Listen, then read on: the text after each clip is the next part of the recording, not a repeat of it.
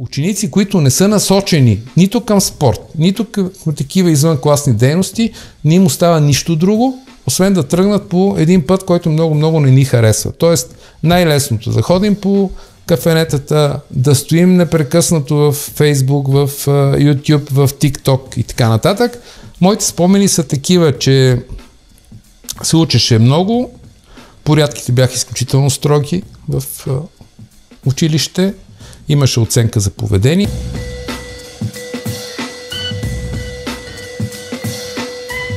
Господин Бойко Младенов, бихте ли ни разказали малко за себе си? Роден съм в град Годеч преди повече от 60 години. Завършил съм училището в град Годеч, след това съм учил първо в Учителски институт, след това в Пловдивски университет, Нов български, Унибит. Какво да ви кажа друго? По време на престоя си в Годечката гимназия, като учител от 2018 до преди 2-3 месеца, съм бил преподавател по физическо възпитание и по-късен етап по руски език. Общо взето, това, което се опитвах да правя до сега, е да се опитвам да върна някои от функциите, които българското училище имало през годините назад, освен просветителска и учебна дейност, да има и възпитателна дейност, чрез различни инициативи. Знаете много добре, инициативи, които през годините сме правили, свързани с спорта, свързани с патриотичното възпитание, свързани с извънкласни дейности, създаване на видеосъдържание, рецитаторски клуб към училището, по-скоро към читалището беше, но пак с ученици от местното училище, за което сега е момента да им благодаря за това, че толкова години работихме пълноценно и за успехите, които благодарение на тях имахме. Това е общо взето за моята дейност тук. Друго няма какво. Може би в хода на разговора ще се сетиме за нещо.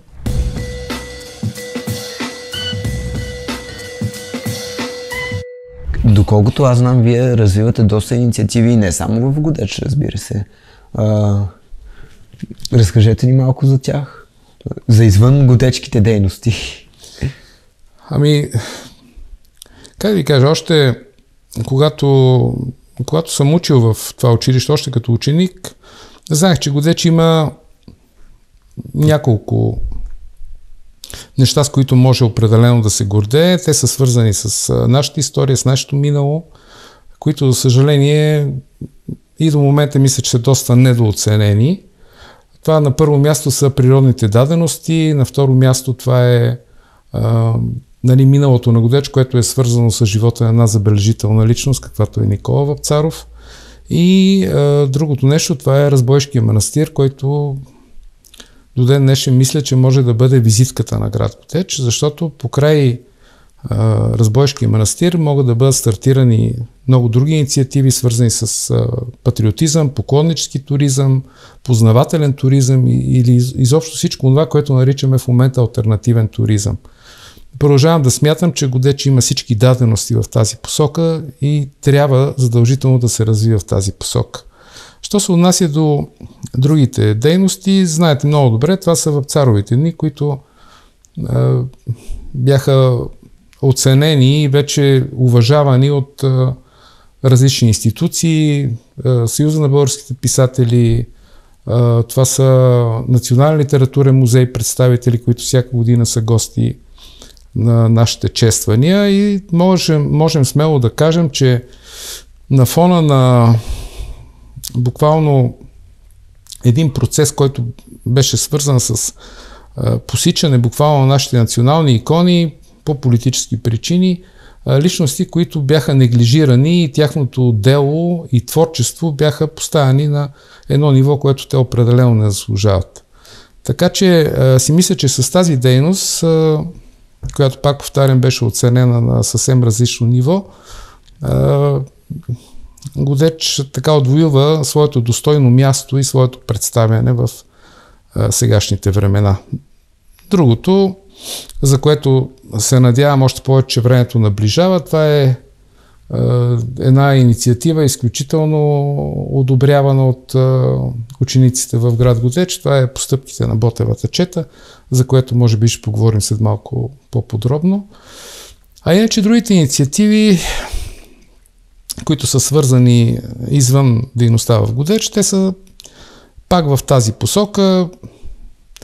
Опитвам се да завърша един материал, свързан на тема Непознатият Ботев, който е свързан с Ботевите биографии, съпоставянето на тяхните биографии и в крайна сметка изчистването от всички такива паразитни, вредни неща, които се говорят и се тиражират, особено последните години по отношение на личността на Христо Ботев. Тоест, опитвам се да изкарам на преден план всичко това, което е стойностно като творчество и като действие в неговия кратък, но изключително съдържателен живот. Другото, по което работя в момента, това е, не знам, аз съм го споменал няколко пъти, но може би за вашата аудитория ще бъде интересно, че съм на път да докажа участието на двама жители на Годечка околия, един от Туден, другия от Голеш, които са се присъединили към Ботевата чета. Това са Дончо и Коста, за които има много свидетелства. Лично съм ги проверил в Националната библиотека, където е архива. Те са били съдени в град Видин след потушаването на Априлското въстание и съответно тяхната защитна теза, за съжаление, е приета и в последствие не е опровергана. Т.е. за да се спасат тогава от посичането, от обесването, те са казали, че са взети на сила в четата. Да. За съжаление, това не е опровергано, в същото време това е била защитна версия за много учетниците. Тоест, моята цел с публикациите, които готвя, е това да бъде приета като защитна теза и да се приеме, че те доброволно се присъединяват към четата, още повече, че един след това е доброволец в сръбско-българската война след обявяването на съединението, така че трябва тази справедливост да възтържествува и в крайна сметка за нашия град е изключително важно да съхраняваме тази памет и да издирваме всяка възможност за популяризиране на хора, които са свързани исторически и са произлезли от нашия от Годечкия край. Да.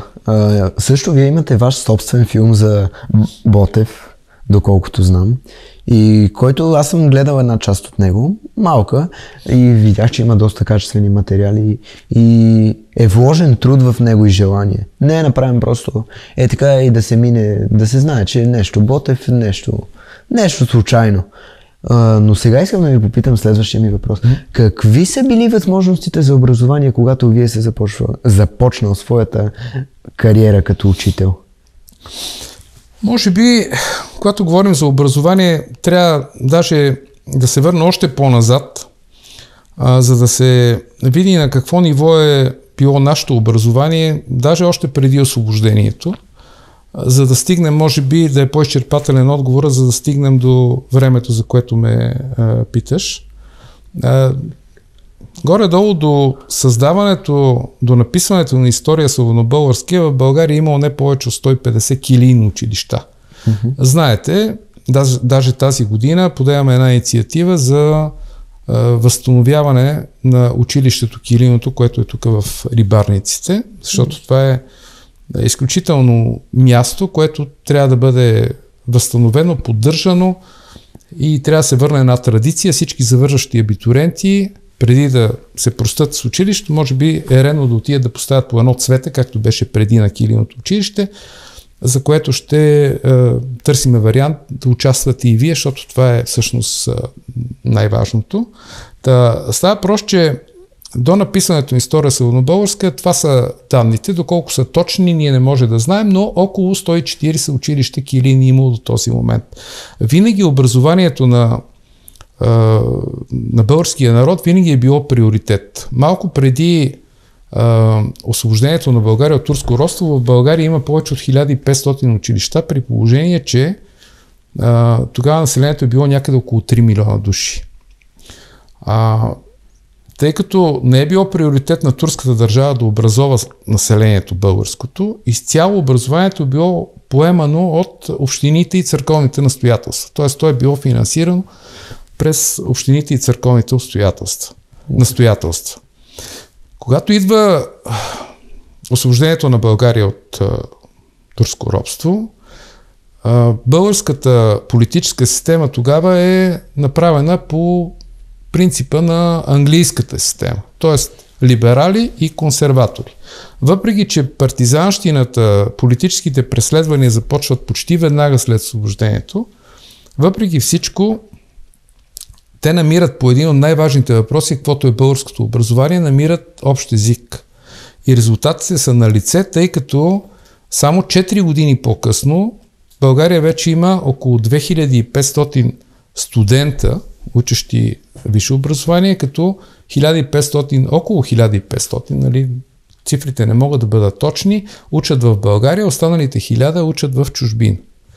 Привлечени са включително отвънка специалисти, които да дават посоката на нашето образование. В тази връзка Константин Иречек, например, идва точно по тази линия в България. Както и не знам, може би ще е интересно за широката публика, че тогава пристигат и 6 учителя от Франция по физическо възпитание, които слагат основите на физическото възпитание в България. Даже един от тях представлява България на Олимпийските игри, а пък другия основава началните стъпки на футбола, като тогава той е бил наричан Ритни Топ. Оттам идва по-късно и Ритни Топковци, нали, свързано с футболистите. Става просто, че изключително напредничаво са мислили тогавашните политици и наистина са осъзнали, че най-бързо възвръщаща се инвестиция, тя се случва през образованието. И не случайно, когато през 1941 година, знаете, след влизането на България в Тристранния пакт, когато наши войски влизат тук в Беломорието и в Македония, около същата година, 41, защото намерих статистика, около 38% от новобранците, които влизат в армията, вече са грамотни. И се оказва, че влизайки в Македония и в Беломорието, там е драстична неграмотността. Тоест, нашата политика, която нашата държава е провеждала тогава след освобождението, е издигането на пиедестал на българското образование. И през 1884 година това е абсолютен факт, а през 1912 година в България вече има около 2600 училища. Тук в момента да отворя една скоба, че в момента имаме толкова училища, 2600, само че сега сме 7 милиона население, тогава сме били около 3 милиона. Нали, пика на максимален брой училища е в периода някъде между 25-та и 44-45 година. Тогава броя на училищата в България достига до 10 000. 10 000 училища.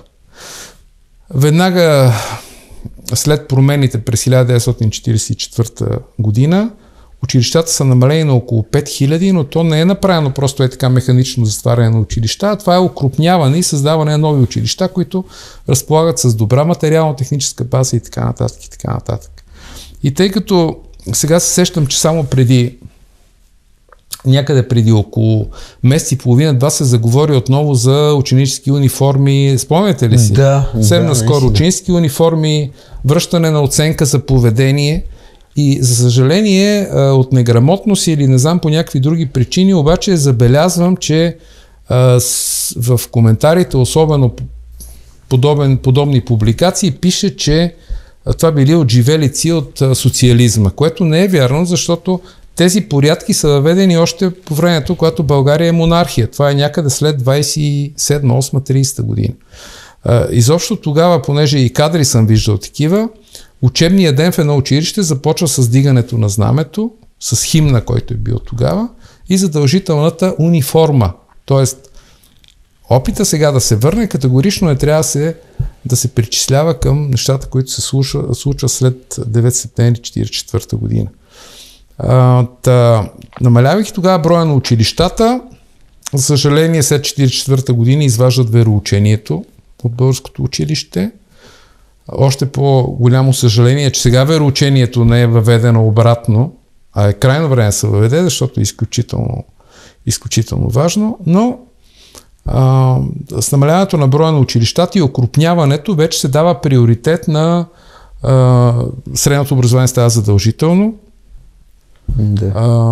От този момент нататък, не променено буквално остава и съответно се увеличава рязко броя на студентите и висшите учебни заведения, тъй като с нарастващите нужди от кадри за управлението на заводи и на фабрики, всяка вид промишленост, която се развива в България, е било необходимо да имаме такива специалисти.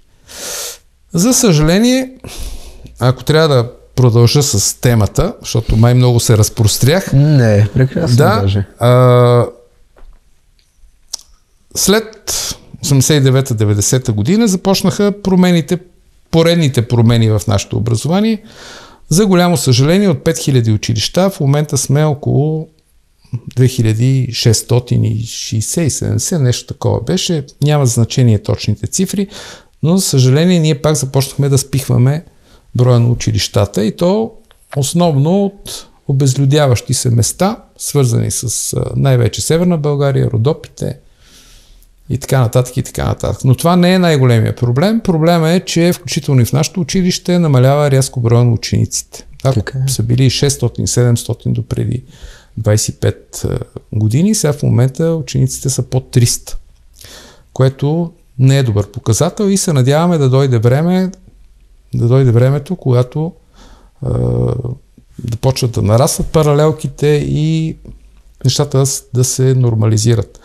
Ако трябва сега да се върна вече на въпроса, който ми зададе, свързан с какво е било по мое време, моите спомени са такива, че се учеше много, порядките бяха изключително строги в училище, имаше оценка за поведение, не се допускаха никакви своеволия по време на час, дисциплината беше желязна, справянето с недисциплинирани ученици беше много светкавично и много ефикасно. Сега, правейки един паралел, насякъде сигналите са, че особено след COVID-епидемията, като цяло в цялата образователна система нещо рязко започна да куца. Да. Навсякъде се говори за едни същи проблеми, говори се за забрана на телефоните, много европейски държави го направиха вече, Гърция чувам, че се случва, във Франция вече е факт, не си спомням точно от някои от скандинавските държави това е забранено, в Холандия обсъждат забраняване. Тоест, сметна се, че съвместимостта между постоянното боравене с смартфона и учебния процес е несъвместима, тъй като това изсмуква цялото внимание на учениците, цялата съсредоточеност. Но там, където са премахнали телефоните и са ги забранили в училище, рязко отчитат повишаване на успеваемостта. Нормално. Много рязко. Така че това предстои да се случи, според мен, защото след като държавите го правят законодателно, т.е. променят законодателство така, че да не се налага да минава през родителски комитети, през родителски срещи, през такива инициативи, просто да се знае, щом си ученик, телефона се оставя тук и влизаш в час. Да. И другия проблем, който се надявам също да бъде решен, това е поправка на закона за образованието в България, който, ако не се лъжа, беше променен 2015 година и който съвсем върза ръцете както на учителите, така и на директорите за справяне с дисциплината, да речем, в училищата. Там, където има вакуум, учениците много лесно го прихващат този вакуум и много умело се възползват, което е тяхно право. Тоест образователната система и Министерство на образованието трябва да отчитат тези фактори и съответно да намерят най-правилния път, така че да бъде в крайна сметка добре и за учениците, и за учителите, и въобще за цялата образователна система. Да. Бих казал, че това, което разпъвате, на нас самите ни е интересно да ви слушаме, защото повечето неща не ги знаем, тези малки подробности. И също така бих добавил, че наистина има много голям спад на ученици в нашето училище. Лично моят клас, ако не се лъжа, бяхме 5-ти клас, бяхме 32 ученика, ако не се лъжа. Сега сме 19, 19 или 18 бяхме. И да, като цяло прав сте за това. Обаче... Значи това е грях на цялата образователна система, която периодично, сменяйки се различни министри, се опитват с някакви палиативни мерки да спасяват положението, но за съжаление някои от нещата трябва да се преработят основно. Сега, едно от най-тревожните неща е, че не се отчита съвременната нужда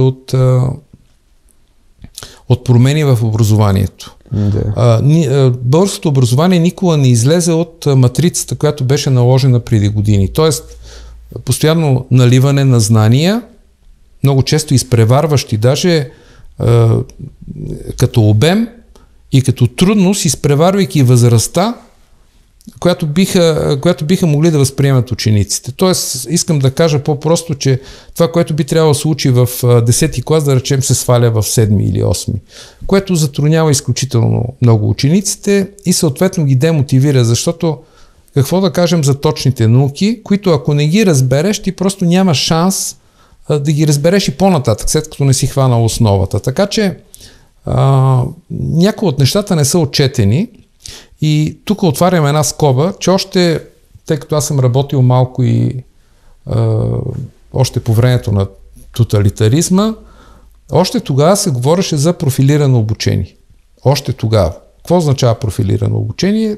Сега чуваме за профилирани паралелки, но трябваше още тогава цялата образователна система на, да речем, 5, 6, 7 клас да има едно базисно образование и точно учителите, които водят това базисно образование, трябваше още тогава да откриват възможностите и насоките на всеки ученик.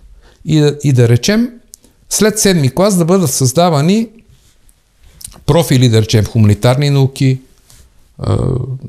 точни науки, а не винаги до края на обучението, да речем до 12-ти клас, съразмерно да се изучават и математика, и физика, и химия, и история, литература, и география. Тоест, там където ученика е силен, трябваше приоритета да бъде даден като брой часове, а другото, от обща култура, трябваше да бъде намалено като норматив. Вместо това направиха една друга глупост, която всички отричат, но тя продължава да работи. Това е така наречения делегиран бюджет, парите следват ученика, което доведе до още по-големи проблеми. И затова пак повтарям, че се надявам да дойде времето, когато образователната система ще осмисли напълно нещата, които са натворени и кърпешите, които са натворени през последните 30 години и да излезе с една нова истинска реформа, която да бъде съобразена с съвременните нужди, защото пред очите ви виждате какво се случва. Всеки иска вече практични знания. Така.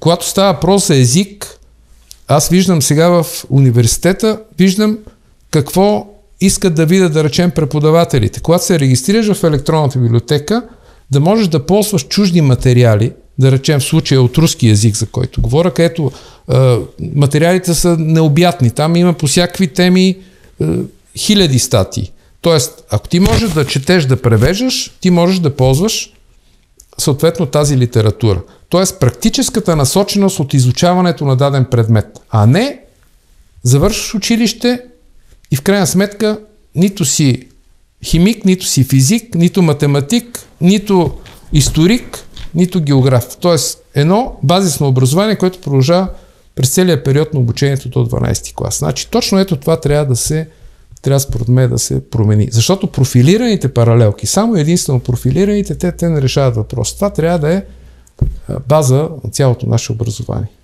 Така е. Съгласен съм с това, че трябва да се наблегне на това, да се учи ученика на това, което може и да се подобрява в това, което може, вместо това да учи неща, които въобще не са му понятни и не са му интересни, но все пак може и да пробва нови неща, обаче като види силната си страна, да наблягаме на силните си страни. Именно. И тук вече идва моята любима част, за която ще спомена, когато образователната система е, нали, закостеняла, тромава и не прави тези скоростни промени, тогава вече идва времето на извънкласните форми. Да.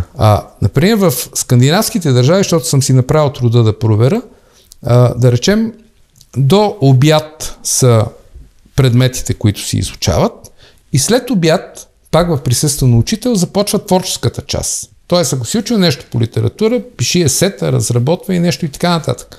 В същото време обаче, това, което споменах преди малко, там, където са забелязани силните страни на учениците, насочвай ги чрез извънкласни форми към тях. Тоест, ако има едно стъкълце, образно казано, да го шлайфаме така, че да излезе диамант от него. Да.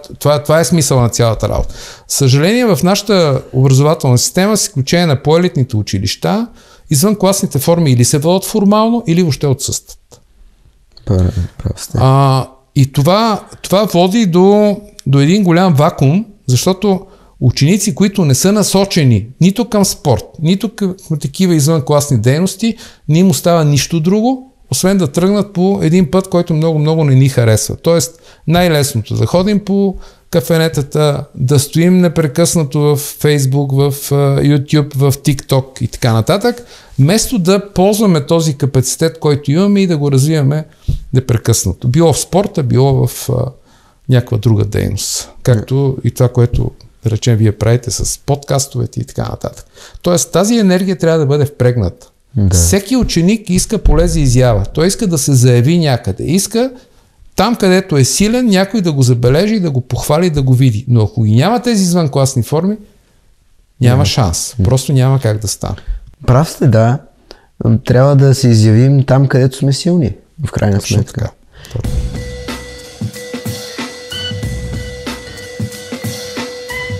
И сега искам да ви попитам следния въпрос. От вашия дългогодишен опит като учител и като и ученик и учител, какво може да се направи, за да се подобри образователната ни система? На първо място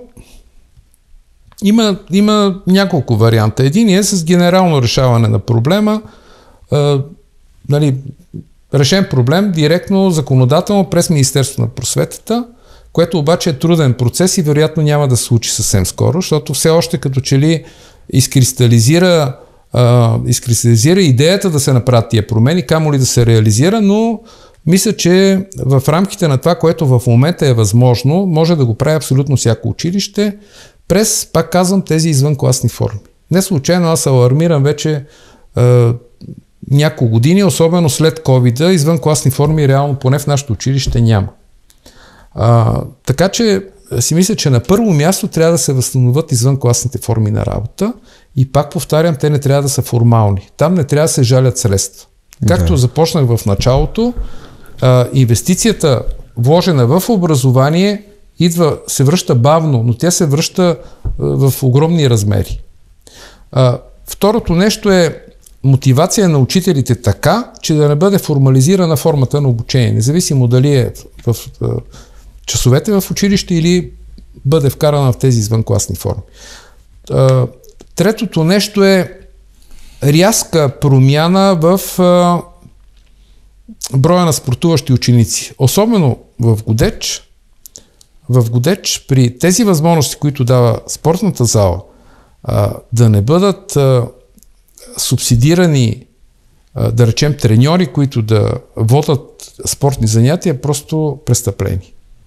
Съгласен съм. И тук, само вмъквам едно изречение, моята болка, защото знаете, аз водих бадминтона повече от 5 години, имаме изключителни успехи,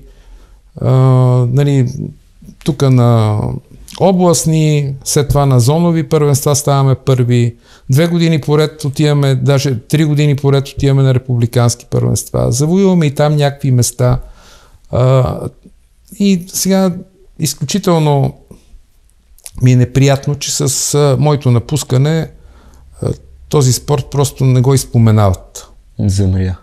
И най-жалкото е, че сега ще дойде март месец, ще почнат да ми звънят организаторите на ученически игри, на зонови, тези, с които вече се познаваме, и ще ме питат какво става. Тоест, нещо, което беше изградено, съжаление с моето напускане изчезна.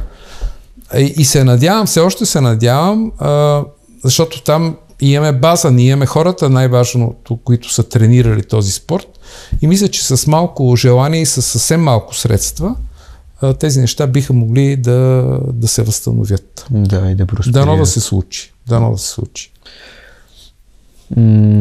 Съгласен съм и за това за бадминтона. Аз лично все още... Аз не знаех, че вие вече не водите бадминтон. Няма как, защото докато работех тук, аз буквално всеки ден бях в града и намирах начин в спортната зала да водиме тренировки. Да водя тренировки. Сега обаче вече ми е по-трудно, защото имам ангажименти и на друго място, в университета, и вече е изключително трудно да сглобиш някакво свободно време, за да ги водиш тия тренировки. Но пак повтарям, училището трябва да намери начин да го направи. Иначе ще бъде много, много нечестно спрямо учениците, които толкова години отделиха на този спорт, и те бяха и много на брой. Така че базата има, трябва само малко желание и съвсем малко средства, за да бъде стартирано отново. Но тук е момента да кажа, че учителите и колегите, които са по физическо, са изключително натоварени с часове, и ако продължи, да речем, с какъвто и да било спорт, трябва да се търси друг начин на финансиране или да се вкарат външни треньори, защото е непосилно да караш 6 часа в салона на училището и след това да отидеш и да караш още 3 часа, бадминтон, така че според мен трябва да се намери допълнителен начин за тренировка. Това е на първо място. Трябва да бъдат ангажирани учениците. Трябва все по-тясна връзка.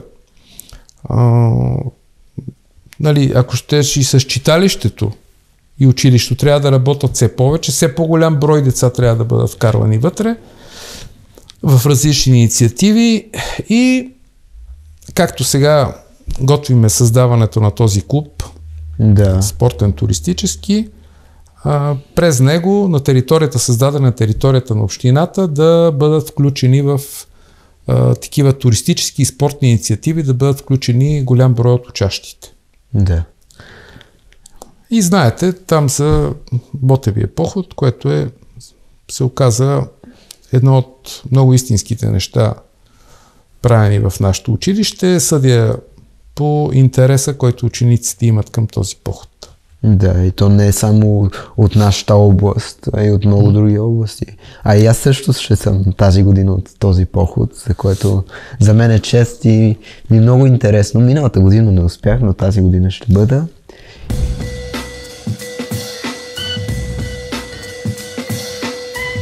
И сега искам да ви задам един доста интересен въпрос, който излита от тези теми, които до сега развивахме, а то именно, вие защо останахте да преподавате в Годечката гимназия, въпреки всичките тези трудности, които имахте?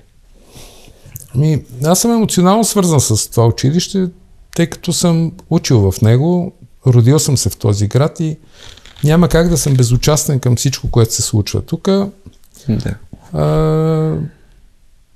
Честно казано, съм работил с огромно желание и с хъс. Но това е основната причина. Не мога точно да го обясня, но това е причината. Свързан съм с това училище, по някакъв начин ми е легнало на сърцето и затова съм се опитал да се задържа максимално дълго тук. Да. И то не само, вие не го правехте така само заради заплатата или само защото, не го правихте заради парите, а вие развивахте и супер много други неща междувременно. И да, но това е друга тема на разговора. Тук е момента да спомена, че ние имаме изключително добри постижения и с госпожа Антония Костова Славчева, която също вече трета година не е в нашето училище, а с нея, нали, създадохме клуб Художествено слово към читалището, който се представя до ден днешен, продължава да се представя много добре. Сега лятото бяхме на рецитала пред двореца в София, Царския дворец, на гарнизонното стрелбище. Въобще имаме първи награди на национални конкурси към Българска академия на науките. И това са все ученици от нашето училище, някои от тях вече са завършили. Тоест, факта, че наши ученици се представят на такова ниво, означава, че тук има изключително висок потенциал, с който трябва да се работи постоянно. И пак казвам, трябва да се отделят все повече средства, за да може да се завърти веднъж колелото. Нали, всички сме слушали за така наречения критична маса. Че когато критичната маса надделее, т.е. доброто и добрите инициативи надделеят над лошите, регулацията на дисциплината в училище става по естествен път. Когато критичната маса обратно, нали, лошия пример надделява над добрия, тогава всички творчески дейности, потенциални възможности започват да се тъпчат точно от тази друга критична маса, която е надделяла. Така че това става с добро желание, с финансиране и съответно и с добронамерено отношение от страна на ръководство и така нататък. В тази връзка, нали, споменавам, понеже стана въпрос и за похода, тази година почти няма човек от училище, който да не ме срещне и да пита, ще има ли поход. Нали? Което означава, че аз съм прав в твърденията си, че само дайте възможност на учениците да си изявят положителен пример, дайте и те ще го направят. Изобщо, за да искаме, трябва първо да сме дали. И когато сме дали нали, сме дали добрия пример и сме дали възможността за такава добра проява, тогава вече може да смятаме, че сме си свършили работата. Не знам дали е възможно, защото ми е любима тема за похода само да спомена нещо, че годечките ученици не са просто походници. Аз това съм го усетиха го и репортерите, които постоянно следват похода през цялото време, защото те ни търсят определено нас. Те търсят годечката група. И то търсят нас не заради нещо друго, а благодарение на точно тези дейности, за които говоря. Голяма част от годечките ученици са мотивирани. Те са слушали много и за Ботев, и за неговата чета. Правили сме тук предавания в читалището.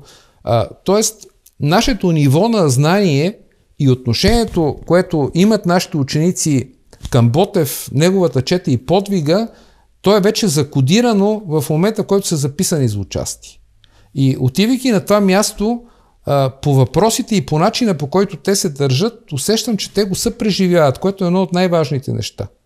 Тоест, похода има не просто значение да проходиш разстоянието.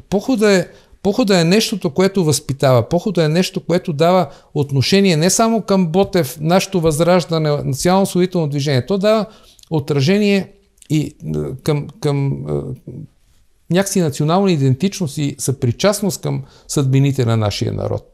И всичко това, което е влязло в сърцето, то вече няма как да се забрави. От тук нататък всички, които са участвали в похода, аз съм убеден, че ще бъдат затворени за всички зловредни влияния, които се опитват много често да ни прокарат през телевизията. И понеже стана въпрос и за филма, който съм направил. Филма го направих точно заради това.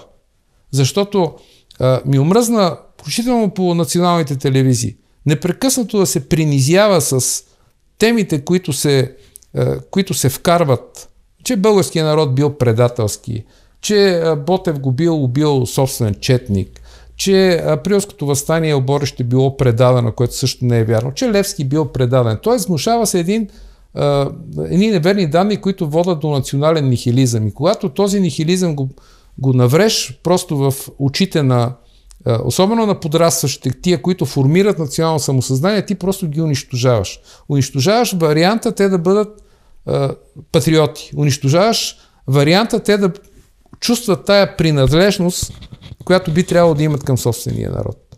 Така че походът е изключително важен, не заради преминалото разстояние. Походът е буквално, може да се каже, че е като емблема на нашето училище. И в никой случай не трябва да бъде спирана, забранявана, саботирана и така нататък. Походът трябва да се състои. Наистина е важно това. Колкото повече се разраства този поход, толкова повече се повдига българския дух, така да го кажа, в подрастващите, защото на мен самия ми е интересно и на екипа му е интересно и да. Когато отидем на похода, голяма част от други градове, които традиционно са от много години ходят на този поход и намират подкрепа от институции, тъй като там да речем от 50-60 години се провежда такъв поход. Изведнъж хора, които не са знаели къде се намира Годеч, изведнъж научават нещо за този град. Научават, че има Годечко училище, научават, че е град, който е близо до границата, научават само хубави неща за нас. Тоест, и в това отношение си мисля, че е важно този поход да го има. Да.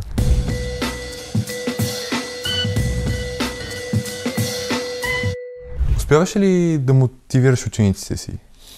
Освен да им предадеш знания, да ги подкрепиш и да ги насочиш в развитието на живота им? Аз сега си припомням, че 2 години съм бил класен когато ги поех, бяха 9-ти клас, 9-ти и 10-ти бях класен. Допреди да напусна, преди 3 месеца вече ще станат. Се сещам, че в част на класа много често сме говорили точно за това. За мотивацията, която трябва да имат, когато присъстват в училище. Опитвал съм се винаги, особено в ситуации, които са в неучебна среда, да се опитвам да вкарам точно тези неща, за които говорихме преди малко. Патриотизъм, национална принадлежност, принадлежност към собствената история. Да насочвам вниманието, да речем, в посока нашите национални икони, които са Ботев, Левски, Вапцаров, Каравелов, всичко това, което е нашата история. Защото тук е момента само да вметна нещо много важно, защото наистина ме боли за това. Македония, държавата Северна Македония, която няма никаква история, защото тяхната история, също това е нашата история, за 30 години успя да изгради едно изключително общество с национално самосъзнание на база на нашата открадната история. А ние за 30 няколко години успяхме буквално да съсипем онова, което си е чисто наше. Тоест, беше отнета възможността, особено подрастващите, да се гордеят с тази изключително богата и героична история, която ние имаме. Така че в неформална среда, включително пак включвам и Ботевия поход, където съм имал максимална възможност да контактувам и да комуникирам с участниците в похода, съм се опитвал точно това, да ги мотивирам да имат отношение към нашата история. Защото няма защо да се лъжем. Духа води всичко. Няма ли го духа, нищо друго няма значение. Ако го нямаше духа и тази съпричастност към нашата държава, ние отдавна щяхме да бъдем асимилирани. Още, когато Кирил и Методий създават азбуката, ако не беше създадена тази азбука, ние още тогава щяхме да бъдем асимилирани. Ако го нямаше духа, може би нямаше да има и априлско въстание, нямаше да има освобождение от турско робство, така че духа е в основата на всичко. Докато поддържаме духа, докато мотивираме подрастващите, значи нещата няма как да бъдат лоши. Това е горе-долу, което мога да кажа по въпроса. По принцип много интересно нещо за Македония е, че на центъра на Скопие са сложили паметници на Кирил и Методий. Също имаше паметник на много български хора, които са... Да. Включително и поне сме в читалище Никола Вапцаров, включително и на Вапцаров. Да. Като, доколкото знам, аз не съм ходил в Скопие, не съм го виждал, но казва, че паметник е бил 7 метра. И се шегувахме, че ние ако направим паметник тук, нашия трябва да е висок 7 метра и 2 сантиметра поне, за да може да сме малко над македонския. Но, за съжаление, онова, което ние непрекъснато се опитваме да отричаме, македонците много умело го прибират към тях. Но много малко хора знаят, че 2008 година беше направен един много позорен акт. Беше разбит гроба там, който това е на Софийски централни гробища и подозренията са, че са откраднати костите на Никола Вапцаров. И че точно е по македонска линия, че са били прибрани в Македония. Но това са неща, които няма как да ги знаем, но посегателствата, макар и нематериални към нашата история, са очевадни. Те просто пренаписват нашата история и решават, че тя е тяхна. Кражба. Кражба, да.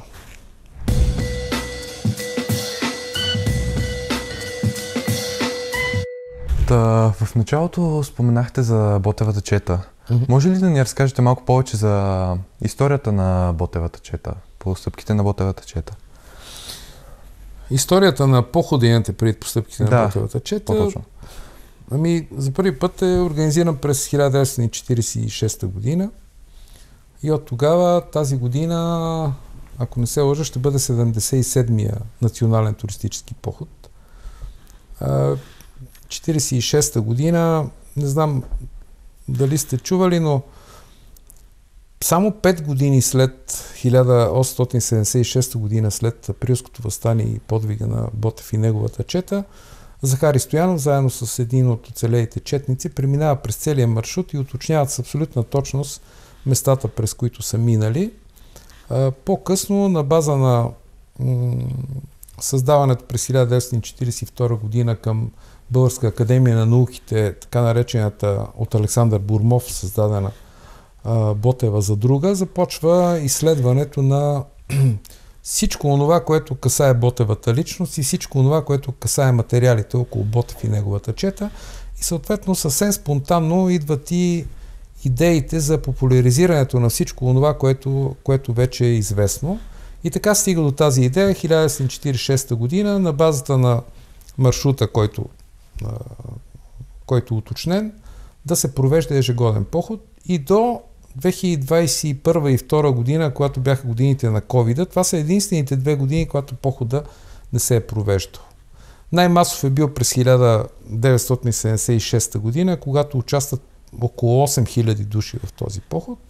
Най-зле са били годините 96, 97 и 8, когато участници са били 400-500 човека. Похода се е провеждал по-скоро формално, но за голяма радост след 2012-2013 година интереса наново пораства и непрекъснато се увеличават участниците, като миналата година беше рекорден за последния 20 годишен период, когато участваха около 2000 души.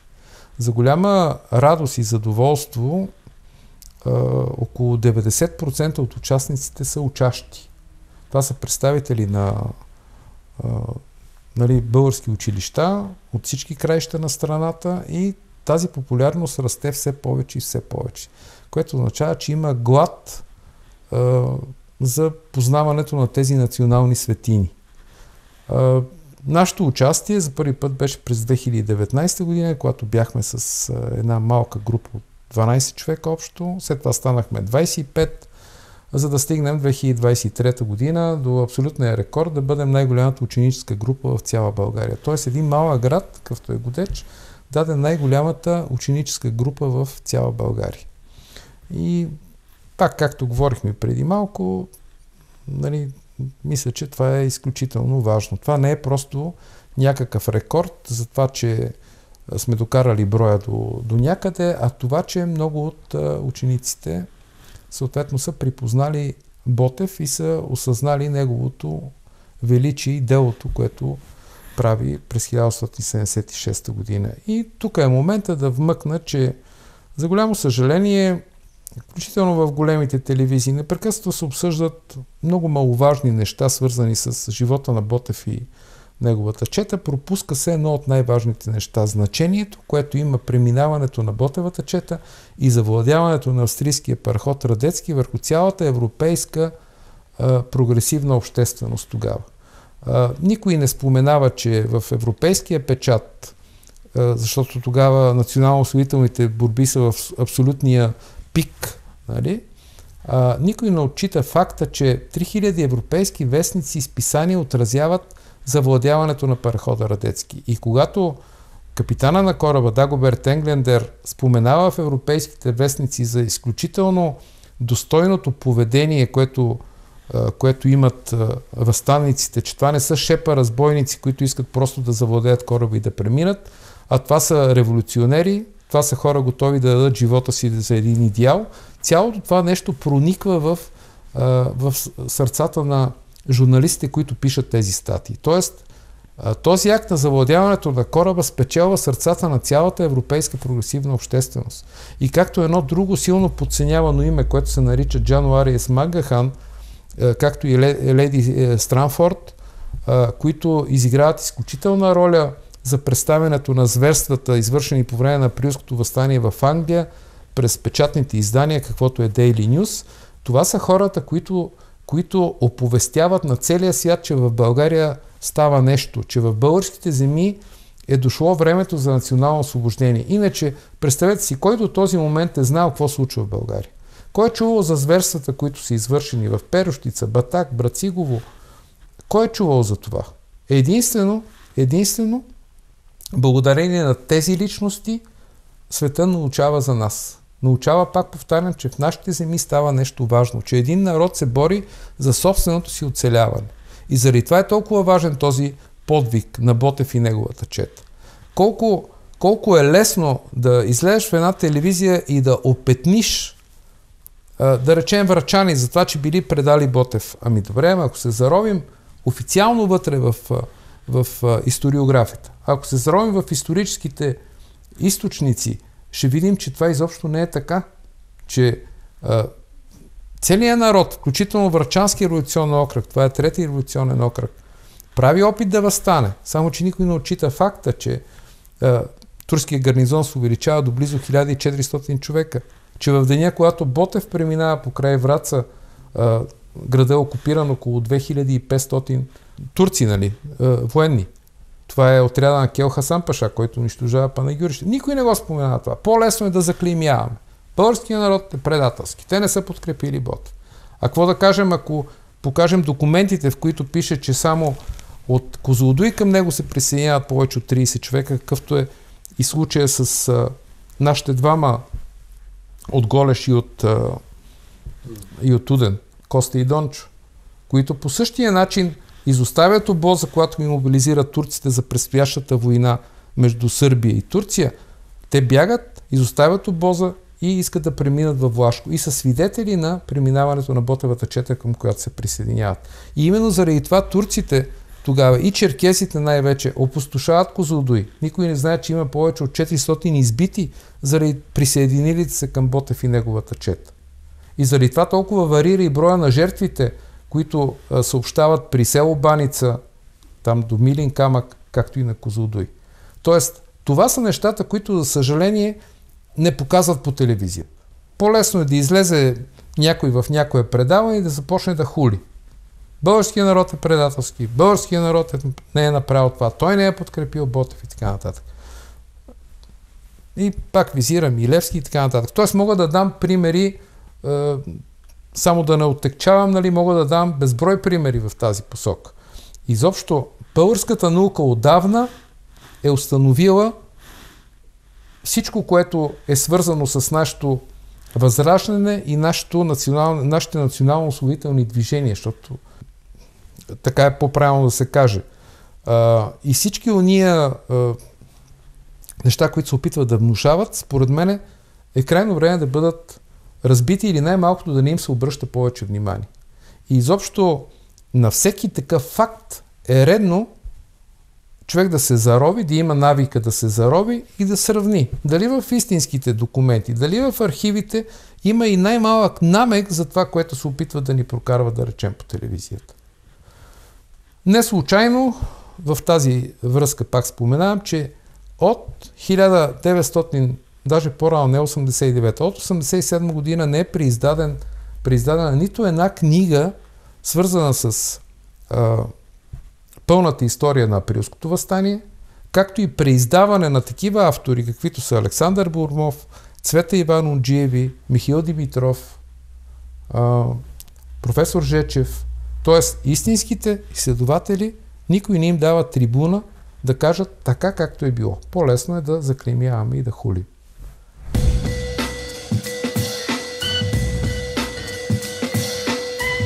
Какво научихте през годините, през вашия житейски опит и какво всъщност ви е мотото?